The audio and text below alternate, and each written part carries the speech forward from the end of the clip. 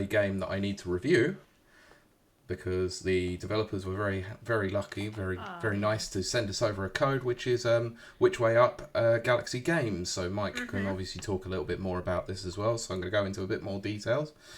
So Which Way Up Galaxy Games. Apologies, I cannot remember the name of the developer. Mike, what's the name of the developer? Turtle Flip Studio. Thank you, Turtle Flip Studio. So they're an Australian-based developer who got some funding from the Australian government to help create this game, and it's basically the inspiration comes about from the gravity mechanics from Mario Galaxy, and decided to have a little play around with that in what is known as a mini game format. So there are I've only got 3 of the different challenges to do. So one of them is like gravity golf, one of them is essentially like kicking comets into a goal, so like football, and the other one is sort of like a platforming like challenge.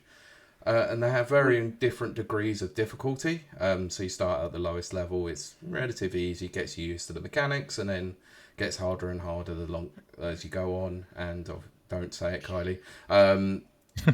And the main draw is to try and get as many medals as you can by doing the quickest time that you can. And you won't be able to progress until you obviously get a certain amount of medals to move on to the next level.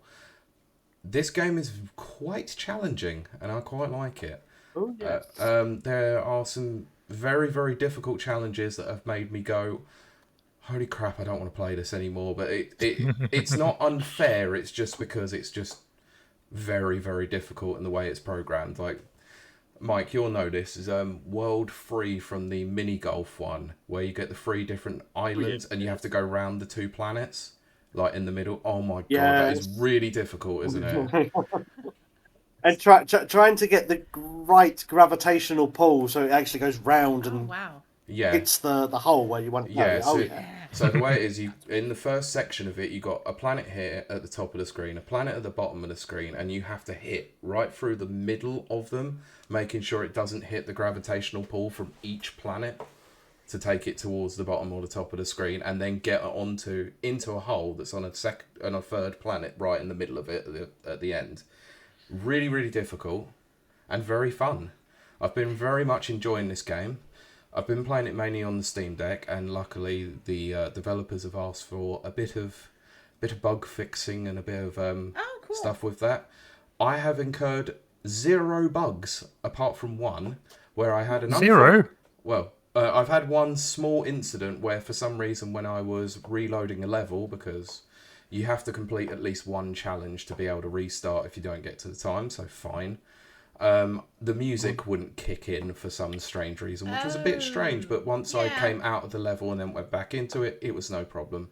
The developer did say that there was a weird moment where on their game where they had the keyboard come up, but I've not had any problems like that. The game's run absolutely flawlessly on Steam Deck. It looks very, very nice for an indie developer of only a small amount of people. There's the one gentleman who's obviously worked on it the most of the time, but then has had a few other people come in and do music and a little bit of graphics and stuff like that. So, but yeah, this game is very, very fun. It only came out a couple of weeks ago, and I'd highly recommend it if you like a good bit of challenge with a decent bit of mechanics. But the biggest draw of this, the biggest unfortunate side of this game is the single player is not the main draw of it.